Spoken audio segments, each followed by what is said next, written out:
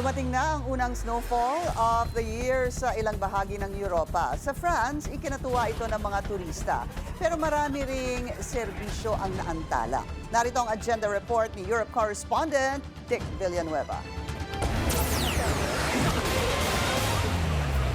Ito ang resulta ng kauna-unahang pagbuhos ng snow sa taong 2026 sa pagdiriwang ng Three Kings. Nagdala ng pinakamahabang traffic ngayong 2026 sa Ile de France sanhi ng makapal na niebe o snow.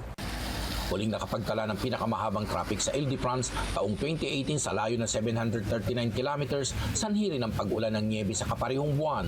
Pero nitong January 5, 2026 ay nilampasan ng bagong record na 1,000 kilometers. Alas 3 ng hapon sa lungsod na magsimula umulan ng niebe at sa loob ng 30 minuto ay nalatagan na ang daan at mga nakaparadang sasakyan na may sukat na 8 centimeters. Bahagyang naapektuhan ang daloy ng transportasyon, lalong-lalo na ang bus at tramway. Kaya lahat ng pasahero ay napilitang maglakad sa pinakamalapit na subway station. Maging sa tourist at business areas ay madalang lang ang mga pumapasok na shoppers. Sa Eiffel Tower, tuwang-tuwa ang mga turista at lokal na maglaro sa snow, habang patuloy pa rin ang pagbuga ng tubig sa fountain sa garden ng iconic tower.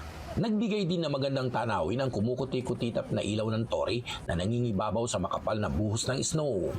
Ginawa naman ski station ang harap ng Basilique de Sacré-Cœur de Montmartre nang hindi nakapag-ski ng nakaraang Christmas vacation. Gaya ng nakaugalian, marami sa mga kababayan natin na nakaranas ng malakas na buhos ng snow. Kaya naman bumaha sa social media, lalo na sa France, ang kani-kanilang estilo na related sa snowfall. Kalimitan sa tuwing sasapit ang buwan ng Enero, minsan lang magparamdam ang snow sa Paris. Meron man pero hindi tumatagal ang pagbagsak ng snowflake sa lupa dahil agad itong natutunaw.